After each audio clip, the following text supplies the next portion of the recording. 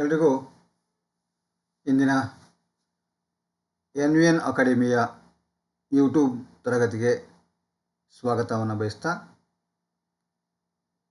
ಇವತ್ತಿನ ತರಗತಿಯಲ್ಲಿ scope of educational psychology and need of studying educational psychology ಅಂತಕ್ಕಂಥದ್ದು, ಶೈಕ್ಷಣಿಕ ಮನೋವಿಜ್ಞಾನದ ವ್ಯಾಪ್ತಿ ಮತ್ತು ಶೈಕ್ಷಣಿಕ ಮನೋವಿಜ್ಞಾನದ ಅಧ್ಯಯನದ ಅವಶ್ಯಕತೆ ಅಂತಕ್ಕಂಥ ಕಾನ್ಸೆಪ್ಟ್ಗಳ ಕುರಿತಾಗಿ ಇವತ್ತಿನ ತರಗತಿಯಲ್ಲಿ ಚರ್ಚೆ ಮಾಡ್ತಕ್ಕಂಥದ್ದನ್ನು ನಾನು ನೋಡ್ತಾ ಇದ್ದೀನಿ. ಈಗಾಗಲೇ ಮನೋವಿಜ್ಞಾನಕ್ಕೆ ಸಂಬಂಧಪಟ್ಟಂತೆ, ಶೈಕ್ಷಣಿಕ ಮನೋವಿಜ್ಞಾನಕ್ಕೆ ಸಂಬಂಧಪಟ್ಟಂತೆ ತರಗತಿಗಳನ್ನು ನೀವು ಆಲಿಸಿದಿರಿ.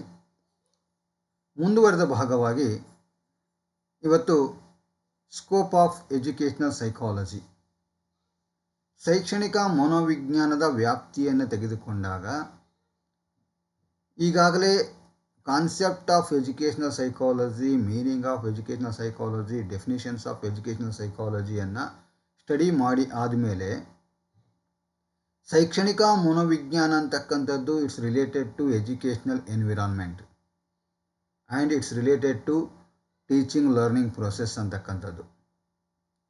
ಇದು ಬೋಧನಾ ಕಲಿಕಾ ಪ್ರಕ್ರಿಯೆಗೆ ಸಂಬಂಧಿಸಿರ್ತಕ್ಕಂಥ ವಿಜ್ಞಾನವಾಗಿರುವುದರಿಂದ ಮತ್ತು ಶೈಕ್ಷಣಿಕ ಪರಿಸರದಲ್ಲಿರ್ತಕ್ಕಂಥ ಮನೋವೈಜ್ಞಾನಿಕ ಅಂಶಗಳನ್ನು ಅಧ್ಯಯನ ಮಾಡ್ತಕ್ಕಂಥ ಮನೋವಿಜ್ಞಾನದ ಅನ್ವಯಿಕ ಶಾಖೆಯಾಗಿರುವುದರಿಂದ ಶೈಕ್ಷಣಿಕ ಮನೋವಿಜ್ಞಾನದ ವ್ಯಾಪ್ತಿಯಲ್ಲಿ ಬರ್ತಕ್ಕಂಥ ಅಂಶಗಳು ಕೂಡ ಹೆಂಗಿರ್ತಾವೆ ಅಂತ ಕೇಳಿದಾಗ ಎಜುಕೇಷನಲ್ ಎನ್ವಿರಾನ್ಮೆಂಟಲ್ಲಿ ಬರ್ತಕ್ಕಂಥ ಅಂಶಗಳೇ ಶೈಕ್ಷಣಿಕ ಮನೋವಿಜ್ಞಾನದ ವ್ಯಾಪ್ತಿಯಲ್ಲಿ ಬರ್ತವೆ. ಶೈಕ್ಷಣಿಕ ಪರಿಸರವನ್ನು ಬಿಟ್ಟು ಹೊರಗಡೆ ಹೋಗ್ಲಿಕ್ಕೆ ಏನಾಗಲ್ಲ, ಶೈಕ್ಷಣಿಕ ಮನೋವಿಜ್ಞಾನದ ವ್ಯಾಪ್ತಿ ಅಂತಕ್ಕಂಥದ್ದು ಕಾಣುವುದಿಲ್ಲ. ಯಾಕೆ ಅಂತ ಕೇಳಿದಾಗ ಇದರ ಅರ್ಥನೇ ಹೇಳ್ತಾ ಇದೆ, ಶೈಕ್ಷಣಿಕ ಪರಿಸರವನ್ನು ವೈಜ್ಞಾನಿಕವಾಗಿ ಅಧ್ಯಯನ ಮಾಡ್ತಕ್ಕಂಥ ಶಾಖೆ ಅಂತಕ್ಕಂಥದ್ದು. ಹಾಗಾಗಿಯೇ ಶೈಕ್ಷಣಿಕ ಮನೋವಿಜ್ಞಾನದ ವ್ಯಾಪ್ತಿಯನ್ನು ತೆಗೆದುಕೊಂಡಾಗ ತರಗತಿ ಕೋಣೆಯಲ್ಲಿ ಇರತಕ್ಕಂಥ ಬೋಧನಾ ಕಲಿಕಾ ಪ್ರಕ್ರಿಯೆಗೆ ಸಂಬಂಧಪಟ್ಟಂತೆ ಅಂಶಗಳು ಎಲ್ಲಿ ಬರ್ತವೆ ಅಂತ ಕೇಳಿದಾಗ ಶೈಕ್ಷಣಿಕ ಮನೋವಿಜ್ಞಾನದ ವ್ಯಾಪ್ತಿಯಲ್ಲಿ ಕಂಡುಬರ್ತವೆ. ಅಂತಹ ಶೈಕ್ಷಣಿಕ ಮನೋವಿಜ್ಞಾನದ ವ್ಯಾಪ್ತಿಯನ್ನು ಅಧ್ಯಯನ ಮಾಡ್ತಕ್ಕಂಥ ಸಂದರ್ಭದಲ್ಲಿ ಕ್ಲಾಸ್ ರೂಮ್ ಅನ್ನು ಅಬ್ಸರ್ವೇಷನ್ ಮಾಡಿದಾಗ, ತರಗತಿ ಕೋಣೆಯನ್ನು ತೆಗೆದುಕೊಂಡಾಗ ಆ ತರಗತಿ ಕೋಣೆಯಲ್ಲಿ ಪ್ರಮುಖವಾಗಿ ಕಂಡು ಬರ್ತಕ್ಕಂಥ ಅಂಶ ಯಾವುದಿದೆಯೋ ಅದು ಶೈಕ್ಷಣಿಕ ಮನೋವಿಜ್ಞಾನದ ವ್ಯಾಪ್ತಿಯಲ್ಲಿ ಮೊಟ್ಟ ಮೊದಲೇ ಕಂಡುಬರಲಿಕ್ಕೆ ಸಾಧ್ಯ ಆಗುತ್ತೆ. ನೋಡಿ, ಎಜುಕೇಷನ್ ಸಿಸ್ಟಮ್ ಅಂತಕ್ಕಂಥದ್ದು, ಎಜುಕೇಷನ್ ಪ್ಲಾನಿಂಗ್ ಅಂತಕ್ಕಂಥದ್ದು, ಎಜುಕೇಷನ್ ಪ್ರೊಸೆಸ್ ಅಂತಕ್ಕಂಥದ್ದು ಎಲ್ಲ ಯಾರ ಮೇಲೆ ಡಿಪೆಂಡ್ ಆಗಿದೆ ಅಂತ ಕೇಳಿದ್ರೆ ಕಲಿತಕ್ಕಂಥ ಮಗುವಿನ ಮೇಲೆ ಡಿಪೆಂಡ್ ಆಗಿದೆ. ಯಾಕೆ? ಕಲಿತಕ್ಕಂಥ ಮಗು ಯಾವ ವಯಸ್ಸಿನಲ್ಲಿದ್ದಾನೆ ಮತ್ತು ಆ ಮಗುವಿನ ಮಾನಸಿಕ ಸಾಮರ್ಥ್ಯ ಏನಿದೆನೋ, ಆ ಮಗುವಿನ ವಯೋಸಾಮರ್ಥ್ಯ ಮತ್ತು ಮನೋಸಾಮರ್ಥ್ಯಕ್ಕನುಸಾರವಾಗಿ ಶೈಕ್ಷಣಿಕ ಯೋಜನೆಗಳಾಗಿರ್ಬೋದು, ಶೈಕ್ಷಣಿಕ ಪ್ರಕ್ರಿಯೆಗಳಾಗಿರ್ಬೋದು ಯೋಜನೆಗೊಂಡಾಗ ಮಾತ್ರ ಅವುಗಳಿಂದ ಮಕ್ಕಳ ಕಲಿಕೆಗೆ ಏನಾಗುತ್ತಪ್ಪ ಅಂತ ಸಹಾಯಕಾರಿಯಾಗ್ತದೆ. ಹಾಗಾಗಿ ಇಲ್ಲಿ ಶೈಕ್ಷಣಿಕ ಮನೋವಿಜ್ಞಾನದ ವ್ಯಾಪ್ತಿಯನ್ನು ಅಧ್ಯಯನ ಮಾಡ್ತಕ್ಕಂಥ ಸಂದರ್ಭದಲ್ಲಿ ಆ ಶೈಕ್ಷಣಿಕ ಮನೋವಿಜ್ಞಾನದ ವ್ಯಾಪ್ತಿಯಲ್ಲಿ ಬರ್ತಕ್ಕಂಥ ಮೊಟ್ಟ ಮೊದಲ ಅಂಶ ಯಾವುದಪ್ಪ ಅಂತ ಕೇಳಿದಾಗ ಇಲ್ಲಿ ಕಲಿಯುವವನು ಅಂತಕ್ಕಂಥದ್ದು ನಾವು ಇಲ್ಲಿ ಗಮನಿಸಬೇಕು. ಯಾರು ಕಲಿಯುವವರು ಅಂತ ಕೇಳಿದಾಗ ಲರ್ನರ್ ಅಂತ ಕರಿತೀವಿ. ನಾವಿಲ್ಲಿ ಲರ್ನರ್ ಅಂತ ಕರಿಬೋದು, ಚೈಲ್ಡ್ ಅಂತ ಕರಿಬೋದು, ಆರ್ ಸ್ಟೂಡೆಂಟ್ ಅಂತ ಕರಿಬೋದು. ಯಾವುದೇ ಅಂಶವನ್ನು ನಾವಿಲ್ಲಿ ನೋಡ್ಬೋದು.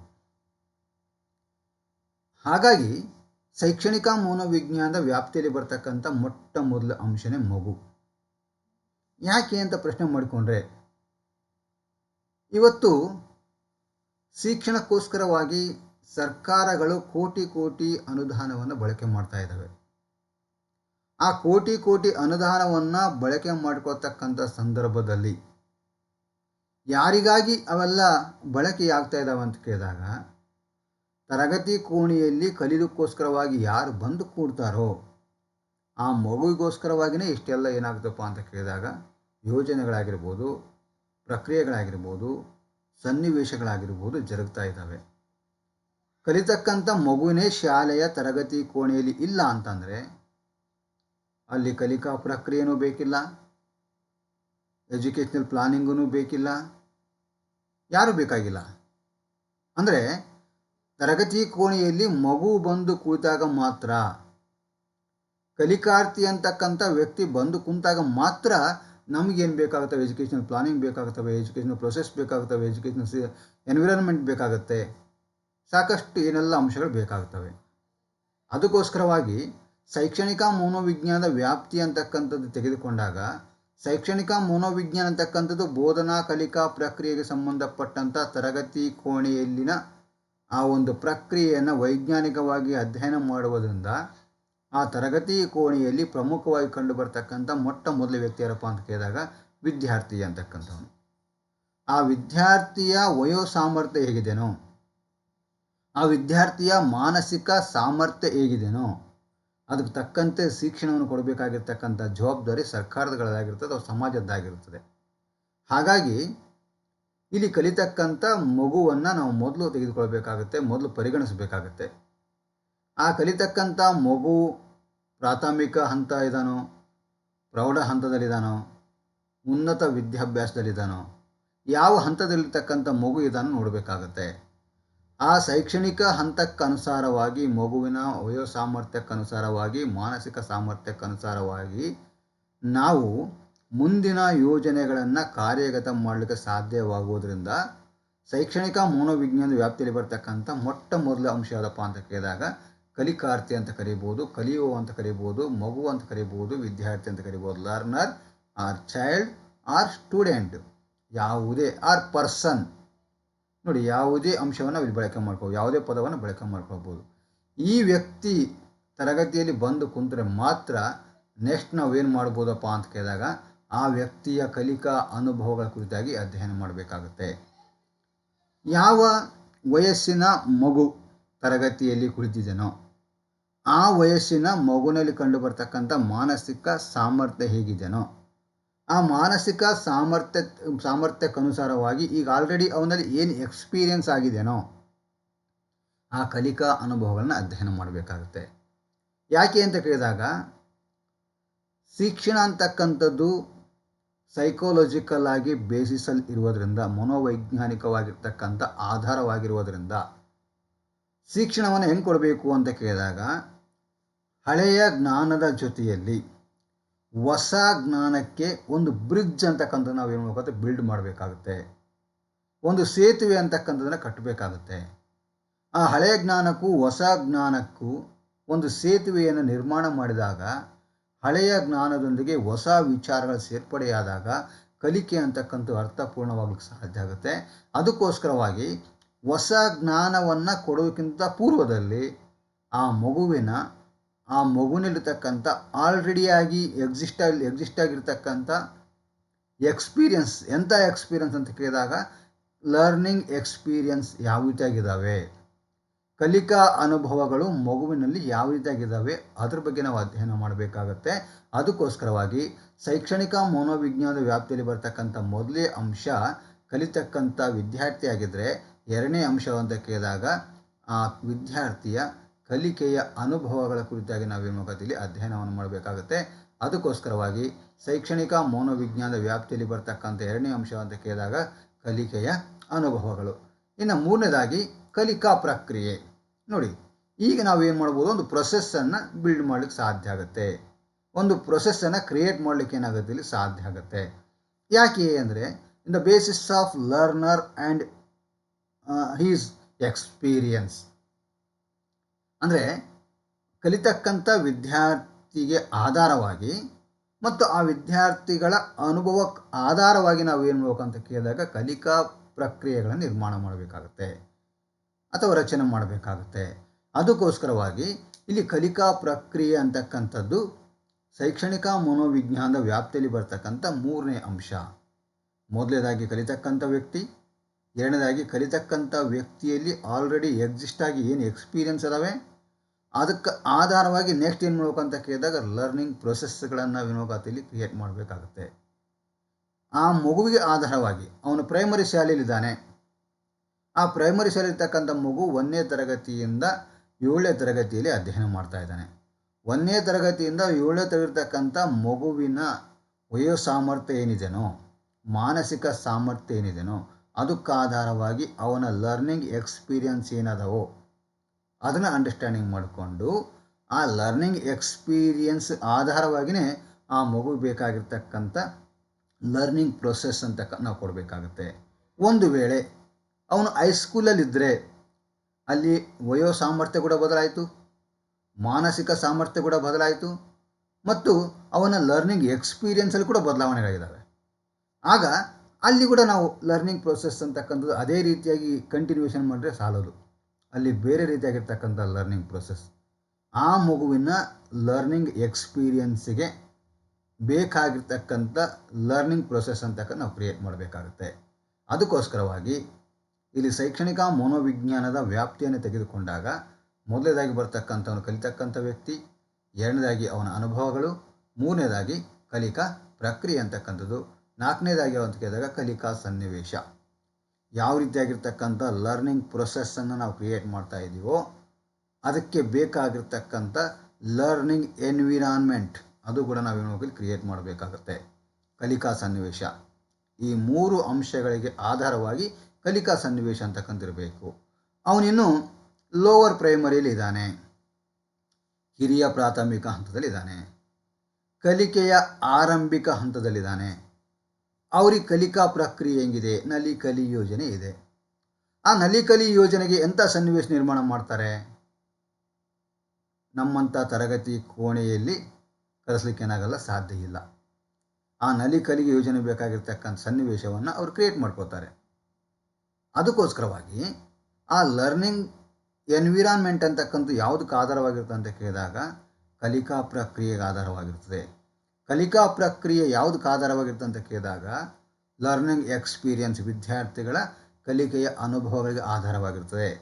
ವಿದ್ಯಾರ್ಥಿಗಳ ಕಲಿಕೆಯ ಅನುಭವಗಳು ಯಾವುದಕ್ಕೆ ಆಧಾರವಾಗಿರ್ತಪ್ಪ ಅಂತ ಕೇಳಿದಾಗ ಮಗುವಿನ ಮೇಲೆ ಆಧಾರವಾಗಿರ್ತವೆ. ಯಾವ ವಯಸ್ಸಿನ ಮಗು ಇದೆನೋ, ಯಾವ ಹಂತದ ಮಗು ಇದೆನೋ ಅದ್ರ ಮೇಲೆ ಏನಾಗಿರ್ತವೆ ಅಂತ ಕೇಳಿದ್ರೆ ಆಧಾರವಾಗಿರ್ತದೆ. ಒಂದಕ್ಕೊಂದು ಇಂಟರ್ ರಿಲೇಷನ್ಶಿಪ್ ಅಂತ ಕರಿತೀವಿ, ಅಂತರ್ ಸಂಬಂಧ ಒಳಗೊಂಡಿವೆ. ಕಲಿಯುವವನು ಹೆಂಗಿದ್ದಾನೆ ಅದು ತಕ್ಕಂತೆ ಅನುಭವಗಳು, ಅನುಭವಗಳು ಹೆಂಗಿದ್ದಾವೆ ಅದು ತಕ್ಕಂತೆ ಪ್ರಕ್ರಿಯೆಗಳು ಹೆಂಗಿದಾವೋ ಅದು ತಕ್ಕಂತೆ ಸನ್ನಿವೇಶ ಅಂತಕ್ಕಂಥದ್ದು. ಈ 4 ಅಂಶಗಳಿಗೆ ತಕ್ಕಂತೆ ಕೊನೆಯದಾಗಿ ಬರ್ತಕ್ಕಂಥ ವ್ಯಕ್ತಿ ಯಾರಪ್ಪ ಅಂತ ಕೇಳಿದಾಗ ಅವನು ಕಲಿಸುವವ ಅಂತ ಕರೀತಾರೆ, ಆರ್ ಟೀಚರ್ ಅಂದರೆ. ಯಾವಾಗ ಬರ್ತಾನೆ ಟೀಚರ್ ಅಂತ ಕೇಳಿದಾಗ ಮೇಲಿರ್ತಕ್ಕಂಥ 4 ಅಂಶಗಳು ಆದಮೇಲೆ ಕೊನೆಗೆ ಬರ್ತಕ್ಕಂಥ ವ್ಯಕ್ತಿ ಯಾರಪ್ಪ ಅಂತ ಕೇಳಿದಾಗ ಶಿಕ್ಷಕ. ಯಾಕೆ ಅಂತ ಪ್ರಶ್ನೆ ಮಾಡಿಕೊಂಡ್ರೆ ಕಲಿತಕ್ಕಂಥ ವ್ಯಕ್ತಿಯ ವಯೋ ಸಾಮರ್ಥ್ಯ, ಮನೋಸಾಮರ್ಥ್ಯ, ಅದಕ್ಕಾಧಾರವಾಗಿ ಅವನ ಅನುಭವಗಳು, ಅದಕ್ಕಾಧಾರವಾಗಿ ಶೈಕ್ಷಣಿಕ ಪ್ರಕ್ರಿಯೆಗಳು, ಅದಕ್ಕಾಧಾರವಾಗಿ ಶೈಕ್ಷಣಿಕ ಪರಿಸರ ಅಥವಾ ಸನ್ನಿವೇಶ, ಆ ಪರಿಸರ ಸನ್ನಿವೇಶಕ್ಕೆ ತಕ್ಕಂತೆ ಬೋಧನೆ ಮಾಡ್ತಕ್ಕಂಥ ಕೌಶಲ್ಯಗಳುಳ್ಳ ಶಿಕ್ಷಕ ಬೇಕಾಗುತ್ತಾನೆ. ಅದಕ್ಕೋಸ್ಕರವಾಗಿ ಕೊನೆಯದಾಗಿ 4 ಅಂಶಗಳು ಆದಮೇಲೆ ಆ 4 ಅಂಶಗಳ ಆಧಾರವಾಗಿಯೇ ಶಿಕ್ಷಕರನ್ನು ನೇಮಕ ಮಾಡಿಕೊಳ್ತಾರೆ. GPSTR ನೋಡಿ, PSTR primary school teacher requirement ಇದ್ದರೆ ಅಲ್ಲಿ 1 to 5th ವರೆಗೆ ಏನು ಮಾಡ್ತಾರೆ ಅಂತ ಕೇಳಿದಾಗ ಅಪಾಯಿಂಟ್ ಮಾಡ್ಕೊತಾರೆ. GPSTR ಬಂತಂದರೆ 6th to 8th ವರೆಗೆ ರಿಕ್ರೂಟ್ಮೆಂಟ್ ಮಾಡ್ಕೊತಾರೆ, ನೇಮಕಾತಿಯನ್ನು ಮಾಡ್ಕೊಳ್ತಾರೆ.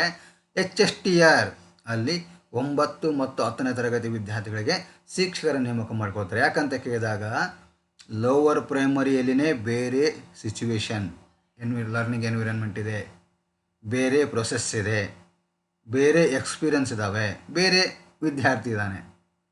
ಮತ್ತು ಮಾಧ್ಯಮಿಕ ಹಂತಕ್ಕೆ ಬಂದಾಗ ಅಲ್ಲಿರ್ತಕ್ಕಂಥ ಲರ್ನಿಂಗ್ ಎನ್ವಿರಾನ್ಮೆಂಟೇ ಬೇರೆ, ಲರ್ನಿಂಗ್ ಪ್ರೊಸೆಸ್ಗಳೇ ಬೇರೆ, ಅಲ್ಲಿರ್ತಕ್ಕಂಥ ಮಗುನೇ ಬೇರೆ. ಪ್ರೌಢ ಹಂತಕ್ಕೆ ಬಂದಾಗ ಅಲ್ಲಿರ್ತಕ್ಕಂಥ ಲರ್ನಿಂಗ್ ಎನ್ವಿರಾನ್ಮೆಂಟ್ ಬೇರೆ ಆಗುತ್ತೆ, ಲರ್ನಿಂಗ್ ಪ್ರೊಸೆಸ್ ಬೇರೆ ಆಗುತ್ತೆ, ಕಲಿತಕ್ಕಂಥ ವಿದ್ಯಾರ್ಥಿಯ ಮಾನಸಿಕ ಸಾಮರ್ಥ್ಯಗಳು ಬದಲಾವಣೆ ಆಗುತ್ತೆ. ಇನ್ನು ಉನ್ನತ ಹಂತಕ್ಕೆ ಬಂದಾಗ ಕೂಡ ಲರ್ನಿಂಗ್ ಎನ್ವಿರಾನ್ಮೆಂಟ್ ಚೇಂಜ್ ಆಗುತ್ತೆ, ಲರ್ನಿಂಗ್ ಪ್ರೊಸೆಸ್ ಚೇಂಜ್ ಆಗುತ್ತೆ, ಲರ್ನರ್ ಅವನು ಕೂಡ ಚೇಂಜ್ ಆಗ್ತಾನೆ. ಅದಕ್ಕೋಸ್ಕರವಾಗಿ ಶೈಕ್ಷಣಿಕ ಮನೋವಿಜ್ಞಾನದ ವ್ಯಾಪ್ತಿಯನ್ನು ತೆಗೆದುಕೊಂಡಾಗ ಮೊದಲೇದಾಗಿ ಬರ್ತಕ್ಕಂಥ ವ್ಯಕ್ತಿ ಮಗುವಾದರೆ ಕೊನೆಯದಾಗಿ ಬರ್ತಕ್ಕಂಥ ವ್ಯಕ್ತಿ ಯಾರಪ್ಪ ಅಂತ ಕೇಳಿದಾಗ ಶಿಕ್ಷಕ. ಅದರ ಮಧ್ಯದಲ್ಲಿರ್ತಕ್ಕಂಥ 3 ಅಂಶಗಳು ಇಲ್ಲಿ ಬಹಳಷ್ಟು ಪ್ರಮುಖವಾಗಿ ಕಂಡು ಬರ್ತಾ ಇದ್ದಾವೆ. ಅದಕ್ಕೋಸ್ಕರವಾಗಿ ಶೈಕ್ಷಣಿಕ ಮನೋವಿಜ್ಞಾನದ ವ್ಯಾಪ್ತಿಯಲ್ಲಿ ಬಹಳಷ್ಟು ಪ್ರಮುಖವಾಗಿ ಕಂಡು ಬರತಕ್ಕಂಥ ಅಂಶಗಳು ಎಷ್ಟಂತ ಕೇಳಿದಾಗ ಅವು 5 ಅಂಶಗಳು. ಫ್ಯೂಚರಲ್ಲಿ ಬರ್ತಕ್ಕಂಥ TET ಪರೀಕ್ಷೆಗಳಾಗಿರ್ಬೋದು, CET ಪರೀಕ್ಷೆಗಳಾಗಿರ್ಬೋದು, GPSTR ಆಗಿರ್ಬೋದು, HSTR ಆಗಿರ್ಬೋದು, ಯಾವುದೇ ಪರೀಕ್ಷೆ ಆಗಿರ್ಬೋದು, ಆ ಪರೀಕ್ಷೆಗಳಲ್ಲಿ ಶೈಕ್ಷಣಿಕ ಮನೋವಿಜ್ಞಾನ ವ್ಯಾಪ್ತಿಗೆ ಸಂಬಂಧಪಟ್ಟಂತೆ ಬರ್ತಕ್ಕಂಥ ಪ್ರಶ್ನೆಗಳು 2. ಮೊದಲನೇದಾಗಿ ಶೈಕ್ಷಣಿಕ ಮನೋವಿಜ್ಞಾನ ವ್ಯಾಪ್ತಿಯಲ್ಲಿ ಬರ್ತಕ್ಕಂಥ ಮೊದಲೇ ಅಂಶ ಯಾವುದಂತ ಕೇಳ್ತಾರೆ, ಅದು ನೀವು ನೆನಪಿಡಬೇಕು. ಕಲಿತಕ್ಕಂಥ ವ್ಯಕ್ತಿ ಅಥವಾ ಮಗು ಅಂತ ಬರ್ಬೋದು, ಅಥವಾ ಕಲಿಯುವ ಅಂತ ಬರ್ಬೋದು, ಅಥವಾ ಕಲಿಕಾರ್ಥಿ ಅಂತ ಬರ್ಬೋದು, ಅಥವಾ ಪರ್ಸನ್ ವ್ಯಕ್ತಿ ಅಂತ ಬರ್ಬೋದು, ಅಥವಾ ವಿದ್ಯಾರ್ಥಿ ಅಂತ ಬರ್ಬೋದು. ಯಾವುದೇ ಪದಗಳಲ್ಲಿ ಬಳಕೆ ಆಗ್ಬೋದು. ಇನ್ನೂ ಒಂದು ಪ್ರಶ್ನೆ ಬರ್ತದೆ, ಶೈಕ್ಷಣಿಕ ಮನೋವಿಜ್ಞಾನ ವ್ಯಾಪ್ತಿಯಲ್ಲಿ ಬರ್ತಕ್ಕಂಥ ಕೊನೆಯ ಅಂಶ ಅಂತಕ್ಕಂಥದ್ದು, ಅದು ಟೀಚರ್ ಆಗಿರ್ಬೋದು, ಒಂದೇ ಪದ ಬರ್ತದೆ. ಶಿಕ್ಷಕ ಅಂತಕ್ಕಂಥ ಪದ ಅಲ್ಲಿ ಬಳಕೆ ಆಗ್ತದೆ, ಉಪಾಧ್ಯಾಯ ಅಂತಕ್ಕಂಥ ಪದ ಬಳಕೆ ಆಗುತ್ತದೆ. ಅದಕ್ಕೋಸ್ಕರವಾಗಿ ಶೈಕ್ಷಣಿಕ ಮನೋವಿಜ್ಞಾನದ ವ್ಯಾಪ್ತಿಯನ್ನು ತೆಗೆದುಕೊಂಡಾಗ ನಮ್ಮ CET, TET, GPSTR, HSTR ದೃಷ್ಟಿಕೋನದಿಂದ ಮೊದಲೇ ಅಂಶ ಮಗು, ಕೊನೆಯದಾಗಿ ಬರ್ತಕ್ಕಂಥ ಶಿಕ್ಷಕ. ಇವರಿಬ್ಬರ ಬಗ್ಗೆ ನಾವು ಗಮನ ವಹಿಸಿದರೆ ನಮ್ಮ ಮುಂದಿನ ಫ್ಯೂಚರ್ ಲೈಫಿಗೆ ಏನಾಗುತ್ತಪ್ಪ ಅಂತ ಕೇಳಿದಾಗ ಯೂಸ್ ಆಗ್ಲಿಕ್ಕೆ ಸಾಧ್ಯ ಆಗುತ್ತೆ.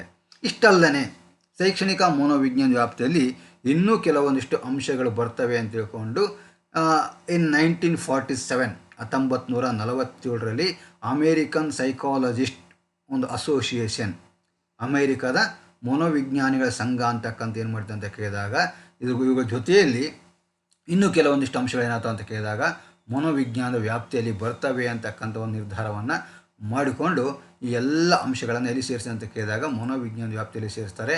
ಅದೇ ಅಂತ ಕೇಳಿದಾಗ ಬಿಹೇವಿಯರ್ಸ್, ವರ್ತನಾ ಕ್ಷೇತ್ರ, ವ್ಯಕ್ತಿಯ ವರ್ತನೆಗಳು ಅಥವಾ ಮಗುವಿನ ವರ್ತನೆಗಳು, ಚೈಲ್ಡ್ ಬಿಹೇವಿಯರ್ಸ್ ಅಂತಕ್ಕಂಥದ್ದು. ಇದು ಎಲ್ಲಿ ಬರ್ತಪ್ಪ ಅಂತ ಕೇಳಿದಾಗ ಶೈಕ್ಷಣಿಕ ಮನೋವಿಜ್ಞಾನ ವ್ಯಾಪ್ತಿಯಲ್ಲಿ ಬರ್ತದೆ ಅಂತಕ್ಕಂಥದ್ದು.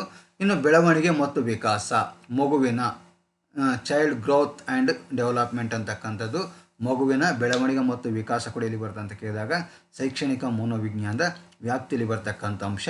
ಇನ್ನು ಮಗುವಿನ ಕಲಿಕೆ ಅಂತಕ್ಕಂಥದ್ದು ಕೂಡ ಶೈಕ್ಷಣಿಕ ಮನೋವಿಜ್ಞಾನ ವ್ಯಾಪ್ತಿಯಲ್ಲಿ ಬರ್ತದೆ. ಅಳತೆ ಮತ್ತು ಮೌಲ್ಯಮಾಪನ ಅಂತಕ್ಕಂಥದ್ದು, ವೈಯಕ್ತಿಕ ವ್ಯತ್ಯಾಸಗಳ ಕ್ಷೇತ್ರ, ಇಂಡಿವಿಜುವಲ್ ಡಿಫ್ರೆನ್ಸ್ ಅಂತಕ್ಕಂಥ ಕೂಡ ಎಲ್ಲಿ ಬರ್ತದೆ ಅಂತ ಕೇಳಿದಾಗ ಶೈಕ್ಷಣಿಕ ಮನೋವಿಜ್ಞಾನದ ವ್ಯಾಪ್ತಿಯಲ್ಲಿ ಬರ್ತಕ್ಕಂಥ ಅಂಶವಾಗಿ ಕಂಡು ಬರ್ತಾ ಇದೆ. ವ್ಯಕ್ತಿತ್ವ ಮತ್ತು ಹೊಂದಾಣಿಕೆ, ಪರ್ಸ್ನಾಲಿಟಿ ಆ್ಯಂಡ್ ಅಡ್ಜಸ್ಟ್ಮೆಂಟ್ ಅಂತಕ್ಕಂಥದ್ದು, ಸಮೂಹಗತಿಶಾಸ್ತ್ರ ಮತ್ತು ಸಮೂಹ ವರ್ತನೆ ಅಂತಕ್ಕಂಥದ್ದು, ಅನುವಂಶತೆ ಮತ್ತು ಪರಿಸರ, ಸಲಹೆ ಮತ್ತು ಮಾರ್ಗದರ್ಶನ, ಪ್ರಯೋಗಗಳು ಮತ್ತು ಸಂಶೋಧನೆಗಳು. ಇಷ್ಟೆಲ್ಲ ಅಂಶಗಳು ಶೈಕ್ಷಣಿಕ ಮನೋವಿಜ್ಞಾನದ ವ್ಯಾಪ್ತಿಯಲ್ಲಿ ಬರ್ತವೆ ಅಂತಕ್ಕಂಥ ಒಂದು ನಿರ್ಧಾರವನ್ನು 1947 ನಡೆತಕ್ಕಂಥ ಅಮೇರಿಕದ ಮನೋವಿಜ್ಞಾನಿಗಳ ಸಂಘದಲ್ಲಿ ಏನು ಮಾಡಿದೆ ಅಂತ ಕೇಳಿದಾಗ ನಿರ್ಣಯವನ್ನು ಮಾಡಲಾಯಿತು. ಅದಕ್ಕೋಸ್ಕರವಾಗಿ ಪ್ರಮುಖವಾಗಿ 5 ಅಂಶಗಳು, ಅವುಗಳ ಜೊತೆಯಲ್ಲಿ ಈ ಎಲ್ಲ ಅಂಶಗಳು ಎಲ್ಲಿ ಬರ್ತವೆ ಅಂತ ಕೇಳಿದಾಗ ಶೈಕ್ಷಣಿಕ ಮನೋವಿಜ್ಞಾನದ ವ್ಯಾಪ್ತಿಯಲ್ಲಿ ಬರ್ತವೆ ಅಂತಕ್ಕಂಥದ್ದನ್ನು ನಾವಿಲ್ಲಿ ನೋಡಬೇಕಾಗತ್ತೆ.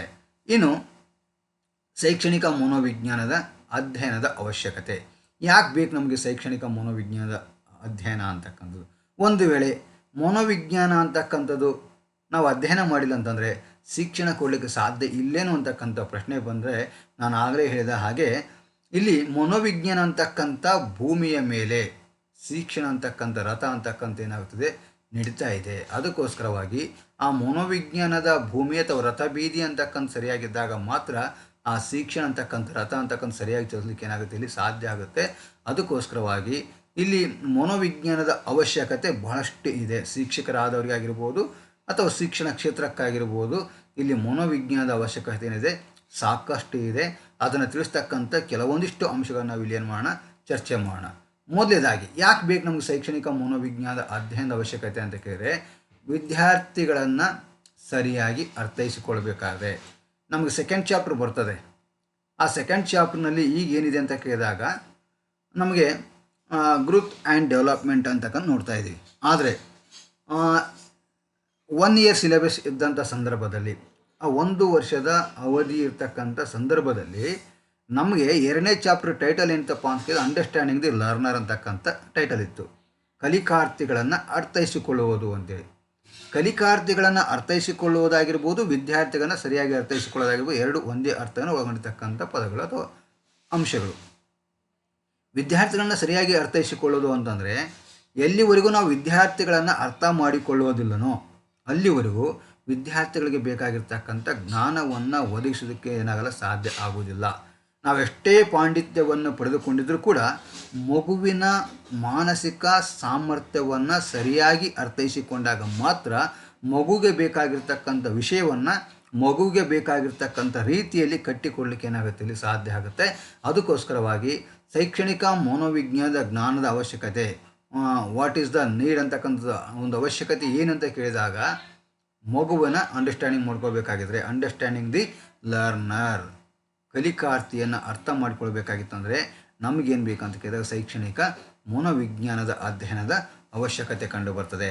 ನೆಕ್ಸ್ಟ್, ಮಕ್ಕಳ ಕಲಿಕೆಗೆ ಪೂರಕ ವಾತಾವರಣವನ್ನು ನಿರ್ಮಿಸಲು ಪ್ರಾಪರ್ ಎನ್ವಿರಾನ್ಮೆಂಟ್ ಅಂತಕ್ಕಂಥ ನಾವು ಕೊಡಬೇಕಾಗಿತ್ತು ಅಂತಂದರೆ ಮಕ್ಕಳಿಗೆ ಒಳ್ಳೆ ರೀತಿಯಾಗಿರ್ತಕ್ಕಂಥ ಕಲಿಕೆಯ ವಾತಾವರಣ, ಪ್ರಾಪರ್ ಲರ್ನಿಂಗ್ ಎನ್ವಿರಾನ್ಮೆಂಟ್ ಒದಗಿಸಬೇಕಾಗಿತ್ತು ಅಂತಂದರೆ ಮನೋವಿಜ್ಞಾನದ ಜ್ಞಾನದ ಅವಶ್ಯಕತೆ ನಮಗೆ ಬೇಕಾಗುತ್ತೆ.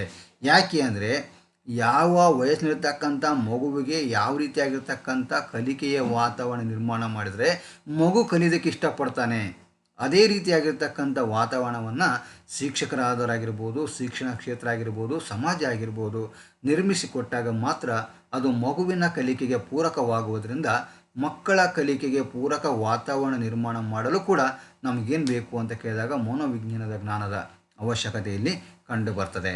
ಇನ್ನು ಅದೇ ರೀತಿಯಾಗಿ ವೈಯಕ್ತಿಕ ಭಿನ್ನತೆಗಳನ್ನು ಅರ್ಥ ಮಾಡಿಕೊಳ್ಳಲು ನೋಡಿ, ಜಗತ್ತಿನಲ್ಲಿ ಒಂದು ವಸ್ತು ಅಥವಾ ಒಬ್ಬ ವ್ಯಕ್ತಿ, ಒಂದು ವಿಷಯ ಮತ್ತೊಂದರಂತೆ ಇರಲಿಕ್ಕೆ ಏನಾಗಲ್ಲ, ಸಾಧ್ಯ ಇಲ್ಲ. ಡಿಫ್ರೆನ್ಸ್ ಅಂತಕ್ಕಂಥ ಕಂಡು ಬರ್ತಾ ಇದೆ. ಹಾಗೆಯೇ ತರಗತಿ ಕೋಣೆಯಲ್ಲಿರ್ತಕ್ಕಂಥ ವಿದ್ಯಾರ್ಥಿಗಳಲ್ಲಿ ಕೂಡ ಸಾಕಷ್ಟು ಭಿನ್ನತೆಗಳು ಕಂಡು ಬರ್ತಾ ಇದ್ದಾವೆ. ಆ ಎಲ್ಲ ವೈಯಕ್ತಿಕವಾಗಿರ್ತಕ್ಕಂಥ ಭಿನ್ನತೆಗಳನ್ನು ಅರ್ಥ ಮಾಡಿಕೊಂಡು ಬೋಧನೆ ಮಾಡಬೇಕಾಗಿತ್ತು ಅಂತಂದರೆ ಆ ಶಿಕ್ಷಕನಿಗೆ ಏನು ಬೇಕಂತ ಕೇಳಿದಾಗ ಮನೋವೈಜ್ಞಾನಿಕವಾಗಿರ್ತಕ್ಕಂಥ ಜ್ಞಾನದ ಅವಶ್ಯಕತೆ ಕಂಡು ಬರ್ತದೆ. ತರಗತಿ ಕೋಣೆ ಅಂತಕ್ಕಂಥದ್ದು ಯಾವಾಗಲೂ ಘಂಟಾಕೃತಿಯಲ್ಲಿ ರಚನೆಯಾಗುವುದರಿಂದ ಆ ಘಂಟಾಕೃತಿಯಲ್ಲಿ ರಚನೆ ಆಗಿರ್ತಕ್ಕಂಥ ತರಗತಿ ಕೋಣೆಯಲ್ಲಿ ನಾನಾ ವಿಧವಾಗಿರ್ತಕ್ಕಂಥ ಮಾನಸಿಕ ಸಾಮರ್ಥ್ಯ ಒಳಗೊಂಡಿರ್ತಕ್ಕಂಥ ಮಕ್ಕಳು ಕೂಡಿಕೊಂಡಿರ್ತಾರೆ. ಆ ನಾನಾ ವಿಧವಾಗಿರ್ತಕ್ಕಂಥ ಮಾನಸಿಕ ಸಾಮರ್ಥ್ಯಗಳಂಥ ಮಕ್ಕಳಲ್ಲಿರ್ತಕ್ಕಂಥ ವೈಯಕ್ತಿಕ ಭಿನ್ನತೆಗಳನ್ನು ಅರ್ಥ ಮಾಡಿಕೊಂಡು ಶಿಕ್ಷಕನಾದವನು ಬೋಧನೆ ಮಾಡಬೇಕಾಗಿತ್ತು ಅಂದರೆ, ಶಿಕ್ಷಕನಾದವನು ಬೋಧನೆಯಲ್ಲಿ ಯಶಸ್ಸನ್ನು ಕಾಣಬೇಕಾಗಿತ್ತು ಅಂತಂದರೆ ಅವನಿಗೆ ಮನೋವಿಜ್ಞಾನದ ಜ್ಞಾನದ ಬಹಳಷ್ಟು ಕಂಡು ಬರ್ತಕ್ಕಂಥ ಇಲ್ಲಿ ನೋಡಬೇಕಾಗುತ್ತೆ. ನೆಕ್ಸ್ಟ್, ವಿದ್ಯಾರ್ಥಿಗಳಲ್ಲಿ ಶಿಸ್ತನ್ನು ಮೂಡಿಸಲು ನೋಡಿ, ವಿದ್ಯಾರ್ಥಿಗಳಲ್ಲಿ ಡಿಸಿಪ್ಲಿನ್ ಅಂತಕ್ಕಂಥ ತರಬೇಕಾಗಿದ್ದರೆ ಶಿಕ್ಷಕನಾದವನಿಗೆ ಮನೋವೈಜ್ಞಾನಿಕವಾಗಿರ್ತಕ್ಕಂಥ ಜ್ಞಾನದ ಅವಶ್ಯಕತೆ ಬಹಳಷ್ಟಿದೆ. ಯಾಕೆ ಅಂತ ಕೇಳಿದ್ರೆ ಆ ಮನೋವೈಜ್ಞಾನಿಕವಾಗಿರ್ತಕ್ಕಂಥ ಜ್ಞಾನವನ್ನು ಶಿಕ್ಷಕನಾದವನು ಪಡೆದುಕೊಂಡ್ರೆ ಯಾವ ರೀತಿಯಾಗಿರ್ತಕ್ಕಂಥ ಸಂದರ್ಭದಲ್ಲಿ ಯಾವ ಕೌಶಲ್ಯಗಳನ್ನು ಬಳಕೆ ಮಾಡಿಕೊಳ್ಬೇಕು, ಯಾವ ತಂತ್ರಗಾರಿಕೆಯನ್ನು ಬಳಕೆ ಮಾಡಿಕೊಳ್ಬೇಕು, ಅವೆಲ್ಲವನ್ನು ಬಳಕೆ ಮಾಡಿಕೊಂಡಿದ್ದೆ ಆದರೆ ತರಗತಿ ಕೋಣೆಯಲ್ಲಿ ಏನಂತ ಡಿಸಿಪ್ಲಿನ್ ಅಂತಕ್ಕಂಥ ಉಂಟಾಗುತ್ತದೆ. ಇಲ್ಲದೆ ಹೋದರೆ ಆ ಡಿಸಿಪ್ಲಿನ್ ಅಂತಕ್ಕಂಥ ಏನಾಗುತ್ತೆ ಅಂತ ಕೇಳಿದಾಗ ಒಡೆದು ಹೋಗ್ಲಿಕ್ಕೆ ಸಾಧ್ಯ ಆಗುತ್ತೆ. ಅದು ಏನಾಗುತ್ತೆ ಅಂದರೆ ಡಿವೈಡ್ ಆಗುತ್ತದೆ. ಅದಕ್ಕೋಸ್ಕರವಾಗಿ ತರಗತಿ ಕೋಣೆಯಲ್ಲಿ ವಿದ್ಯಾರ್ಥಿಗಳಲ್ಲಿ ಶಿಸ್ತನ್ನು ಮೂಡಿಸಬೇಕಾಗಿತ್ತಂದರೆ ಶಿಕ್ಷಕನಾದವನಿಗೆ ಮನೋವಿಜ್ಞಾನದ ಜ್ಞಾನದ ಅವಶ್ಯಕತೆ ಅಂತಕ್ಕಂಥ ಇಲ್ಲಿ ಕಂಡುಬರಲಿಕ್ಕೆ ಸಾಧ್ಯ ಆಗುತ್ತೆ.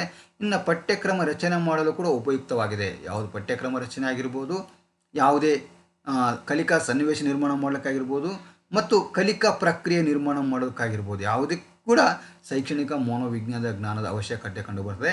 ಪಠ್ಯಕ್ರಮ ರಚನೆ ಮಾಡಲು ಅಂತ ತೆಗೆದುಕೊಂಡಾಗ ಯಾವ ರೀತಿಯಾಗಿರ್ತಕ್ಕಂಥ ಪಠ್ಯಕ್ರಮ ರಚನೆ ಮಾಡಬೇಕು, ಮನೋವೈಜ್ಞಾನಿಕವಾಗಿರ್ತಕ್ಕಂಥ ಪಠ್ಯಕ್ರಮ ಅಂತಕ್ಕಂಥ ರಚನೆ ಆಗಬೇಕಾಗುತ್ತೆ. ಮನೋವೈಜ್ಞಾನಿಕವಾಗಿರ್ತಕ್ಕಂಥ ಪಠ್ಯಕ್ರಮ ರಚನೆ ಆಗಬೇಕಾಗಿತ್ತು ಅಂತಂದರೆ ಯಾವ ಮಗುವಿಗೋಸ್ಕರವಾಗಿ ಪಠ್ಯಕ್ರಮ ರಚನೆ ಮಾಡ್ತಾ ಇದ್ದೀವೋ ಆ ಮಗುವಿನ ಮನೋವಿಜ್ಞಾನ ಅಂತಕ್ಕಂಥ ಯಾರಿಗೆ ಗೊತ್ತಿರಬೇಕು ಅಂತ ಕೇಳಿದಾಗ ಪಠ್ಯಕ್ರಮವನ್ನು ರಚನೆ ಮಾಡ್ತಕ್ಕಂಥ ಸಮಿತಿಗೆ ಗೊತ್ತಿರಬೇಕಾಗುತ್ತೆ. ಅದಕ್ಕೋಸ್ಕರವಾಗಿ ಪಠ್ಯಕ್ರಮ ರಚನೆ ಮಾಡುವಲ್ಲಿ ಕೂಡ ಶೈಕ್ಷಣಿಕ ಮನೋವಿಜ್ಞಾನದ ಜ್ಞಾನದ ಅವಶ್ಯಕತೆ ಕಂಡು ಬರ್ತದೆ. ಇನ್ನು ವರ್ಗ ಕೋಣೆಯ ಸಮಸ್ಯೆಗಳಿಗೆ ಪರಿಹಾರ ಕಂಡುಕೊಳ್ಳಲಿಕ್ಕೆ ಶೈಕ್ಷಣಿಕ ಮನೋವಿಜ್ಞಾನದ ಜ್ಞಾನ, ಶೈಕ್ಷಣಿಕ ಮನೋವಿಜ್ಞಾನದ ಕೆಲಸನೇ ವರ್ಗ ಕೋಣೆಯ ಸಮಸ್ಯೆಗಳಿಗೆ ಪರಿಹಾರವನ್ನು ಒದಗಿಸುವುದಾಗಿರೋದ್ರಿಂದ ಅಂಥ ಸಮಸ್ಯೆಗಳಿಗೆ ಪರಿಹಾರವನ್ನು ಕಂಡುಕೊಳ್ಬೇಕಾಗಿತ್ತು ಅಂತಂದರೆ ಶೈಕ್ಷಣಿಕ ಮನೋವಿಜ್ಞಾನದ ಅಧ್ಯಯನದ ಅವಶ್ಯಕತೆ ಇಲ್ಲಿ ಭಾಳಷ್ಟು ಕಂಡು ಬರ್ತಕ್ಕಂಥದ್ದನ್ನು ನೋಡ್ಬೋದು. ವಿದ್ಯಾರ್ಥಿಗಳಿಗೆ ಸರಿಯಾಗಿ ಮಾರ್ಗದರ್ಶನ ಮಾಡಬೇಕಾಗಿತ್ತು ಅಂತಂದರೆ ಒಳ್ಳೆ ರೀತಿಯಾಗಿರ್ತಕ್ಕಂಥ ಪ್ರಾಪರ್ ಆಗಿರ್ತಕ್ಕಂಥ ವೇದಲ್ಲಿ ನಾವು ಗೈಡೆನ್ಸ್ ಮಾಡಬೇಕಾಗಿತ್ತು ಅಂತಂದರೆ ನಮಗೇನು ಬೇಕು ಅಂತ ಕೇಳಿದಾಗ ಸೈಕಾಲಜಿಕಲ್ ಆಗಿರ್ತಕ್ಕಂಥ ನಾಲೆಜ್ ನಮಗೆ ಬೇಕಾಗುತ್ತೆ. ಆ ಮನೋವಿಜ್ಞಾನದ ಜ್ಞಾನ ಇದ್ದದ್ದೇ ಆದರೆ ಯಾವ ಮಗುವಿಗೆ ಯಾವ ರೀತಿಯಾಗಿರ್ತಕ್ಕಂಥ ಮಾರ್ಗದರ್ಶನದ ಅವಶ್ಯಕತೆ ಇದೆಯೋ ಅದೇ ರೀತಿಯಾಗಿರ್ತಕ್ಕಂಥ ಮಾರ್ಗದರ್ಶನ ಕೊಡಲಿಕ್ಕೆ ಏನಾಗುತ್ತೆ ಇಲ್ಲಿ ಸಾಧ್ಯ ಆಗುತ್ತೆ. ಅದಕ್ಕೋಸ್ಕರವಾಗಿ ಶೈಕ್ಷಣಿಕ ಮನೋವಿಜ್ಞಾನದ ಜ್ಞಾನದ ಅವಶ್ಯಕತೆ ಅಂತಕ್ಕಂಥದ್ದು. ಹೀಗೆ ಬೋಧನೆಯಲ್ಲಿ ದೃಕ್ಶ್ರವಣೋಪಕರಣಗಳ ಮಹತ್ವ ಅರಿಯಲು. ನೋಡಿ, ಪಾಠ ಮಾಡ್ತಕ್ಕಂಥ ಸಂದರ್ಭದಲ್ಲಿ, ಬೋಧನೆ ಮಾಡ್ತಕ್ಕಂಥ ಸಂದರ್ಭದಲ್ಲಿ ನಾವು ಬೋಧನೋಪಕರಣಗಳನ್ನು ಬಳಕೆ ಮಾಡ್ಕೊಳ್ಬೇಕಾಗತ್ತೆ.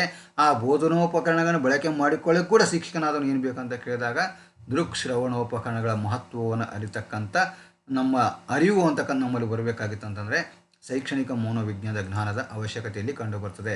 ಶಿಕ್ಷಕರು ಬೋಧನಾ ತಂತ್ರ ಮತ್ತು ಕೌಶಲ್ಯಗಳನ್ನು ಪರಿಣಾಮಕಾರಿಯಾಗಿ ಬಳಸಿಕೊಳ್ಬೇಕಾಗಿತ್ತು ಅಂತಂದರೆ, ನಾನು ಈಗಾಗಲೇ ಹೇಳಿದೆ ತಂತ್ರಗಾರಿಕೆಗಳನ್ನು ಮತ್ತು ಟೆಕ್ನಿಕ್ಸ್ ಅಂತ ಕರಿತೀವಿ, ಟೂಲ್ಸ್ ಅಂತ ಕರಿತೀವಿ, ಅಪ್ರೋಚಸ್ ಅಂತ ಕರಿತೀವಿ, ಸ್ಕಿಲ್ಸ್ ಅಂತ ಕರಿತೀವಿ. ಈ ಟೀಚಿಂಗ್ ಅಪ್ರೋಚಸ್ ಆಗಿರ್ಬೋದು, ಟೀಚಿಂಗ್ ಮಾಡೆಲ್ಸ್ ಆಗಿರ್ಬೋದು, ಟೀಚಿಂಗ್ ಮೆಥಡ್ಸ್ ಆಗಿರ್ಬೋದು, ಟೀಚಿಂಗ್ ಟೆಕ್ನಿಕ್ಸ್ ಆಗಿರ್ಬೋದು, ಟೀಚಿಂಗ್ ಸ್ಕಿಲ್ಸ್ ಆಗಿರ್ಬೋದು, ಇವೆಲ್ಲವನ್ನು ಸರಿಯಾದ ಸಮಯದಲ್ಲಿ ಸರಿಯಾದ ರೀತಿಯಲ್ಲಿ ಬಳಕೆ ಮಾಡಿಕೊಳ್ಬೇಕಾಗಿತ್ತು ಅಂತಂದರೆ ಶಿಕ್ಷಕನಾದವನಿಗೆ ಏನು ಬೇಕಂತ ಕೇಳಿದಾಗ ಮನೋವಿಜ್ಞಾನದ ಜ್ಞಾನದ ಅವಶ್ಯಕತೆಯಲ್ಲಿ ಕಂಡುಬರ್ತದೆ. ಅದೇ ರೀತಿಯಾಗಿ ವಿದ್ಯಾರ್ಥಿಗಳಿಗೆ ಕಲಿಕೆಯಲ್ಲಿ ಆಸಕ್ತಿದಾಯಕಗೊಳಿಸಲು. ನೋಡಿ, ನಮ್ಮ ವಿಷಯದ ಪಾಂಡಿತ್ಯ ಎಷ್ಟೇ ಇದ್ದರೂ ಕೂಡ ಆ ವಿಷಯವನ್ನು ಮಕ್ಕಳ ಮಸ್ತಕಕ್ಕೆ ತಲುಪಿಸಬೇಕಾಗಿತ್ತು ಅಂತಂದರೆ ನಮ್ಮ ವಿಷಯದಲ್ಲಿ ಮಕ್ಕಳಿಗೆ ಆಸಕ್ತಿ ಮೂಡಿಸ್ತಕ್ಕಂಥ ಕೆಲಸ ಯಾರು ಮೂಲಕ ಅಂತ ಕೇಳಿದಾಗ ಶಿಕ್ಷಕನಾದವನು ಮಾಡಬೇಕಾಗುತ್ತೆ. ಅದಕ್ಕೋಸ್ಕರವಾಗಿ ವಿದ್ಯಾರ್ಥಿಗಳಿಗೆ ಕಲಿಕೆಯಲ್ಲಿ ಆಸಕ್ತಿಯನ್ನು ವೃದ್ಧಿಗೊಳಿಸಬೇಕಾಗಿತ್ತು ಅಂತಂದರೆ ಶಿಕ್ಷಕನಾದವನು ಏನು ಬೇಕಾಗುತ್ತೆ, ಇಲ್ಲಿ ಮನೋವಿಜ್ಞಾನದ ಜ್ಞಾನದ ಅವಶ್ಯಕತೆ ಕಂಡುಬರ್ತದೆ. ಅದೇ ರೀತಿಯಾಗಿ ವಿದ್ಯಾರ್ಥಿಗಳ ಬೆಳವಣಿಗೆ ಮತ್ತು ವಿಕಾಸವನ್ನು ಅರಿತುಕೊಳ್ಳೋಕೆ ನಮಗೇನು ಬೇಕಂತ ಕೇಳಿದಾಗ ಶೈಕ್ಷಣಿಕ ಮನೋವಿಜ್ಞಾನ ಅವಶ್ಯಕತೆ ಕಂಡುಬರ್ತದೆ. ನೆಕ್ಸ್ಟ್ ಅದೇ ರೀತಿಯಾಗಿ ನಮಗೆ ಶಿಕ್ಷಕ ತನ್ನನ್ನು ತಾನು ಸ್ವಯಂ ಮೌಲ್ಯಮಾಪನ ಮಾಡಿಕೊಳ್ಳಿಕ್ಕೆ, ತನ್ನ ಬೋಧನೆಯ ಸಫಲತೆ ವಿಫಲತೆಗಳನ್ನು ಅರ್ಥ ಮಾಡಿಕೊಳ್ಳಿಕ್ಕೆ ಶಿಕ್ಷಕನಾದವನು ಏನು ಬೇಕಂತ ಕೇಳಿದಾಗ ಶೈಕ್ಷಣಿಕ ಮನೋವಿಜ್ಞಾನದ ಜ್ಞಾನದ ಅವಶ್ಯಕತೆ ಅಂತಕ್ಕಂಥದ್ದು ಇಲ್ಲಿ ಕಂಡುಬರ್ತದೆ. ಹೀಗೆ ಶೈಕ್ಷಣಿಕ ಮನೋವಿಜ್ಞಾನದ ವ್ಯಾಪ್ತಿ ಮತ್ತು ಶೈಕ್ಷಣಿಕ ಮನೋವಿಜ್ಞಾನದ ಜ್ಞಾನದ ಅವಶ್ಯಕತೆ ಕುರಿತಾಗಿ ನಾವು ಇಲ್ಲಿವರೆಗೆ ಏನು ಮಾಡಿದ್ವಿ ಅಂತ ಕೇಳಿದಾಗ ಚರ್ಚೆ ಮಾಡಿದ್ವಿ. ಮುಂದಿನ ತರಗತಿಯಲ್ಲಿ ಮುಂದಿನ ಕಾನ್ಸೆಪ್ಟ್ಗಳು ಮೆಥಡ್ಸ್ ಆಫ್ ಎಜುಕೇಷ್ನಲ್ ಸೈಕಾಲಜಿ, ಶೈಕ್ಷಣಿಕ ಮನೋವಿಜ್ಞಾನದ ಅಧ್ಯಯನ ವಿಧಾನಗಳೇನು ಬರ್ತಾ ಇದ್ದಾವಲ್ಲ, ಮುಂದಿನ ತರಗತಿಯಲ್ಲಿ ಅವುಗಳ ಬಗ್ಗೆ ಚರ್ಚೆ ಮಾಡೋಣ ಅಂತಕ್ಕಂಥ ಮಾತನ್ನು ಹೇಳ್ತಾ ಇವತ್ತಿನ ತರಗತಿಯನ್ನು ಮುಗಿಸ್ತಾ ಇದ್ದೇನೆ.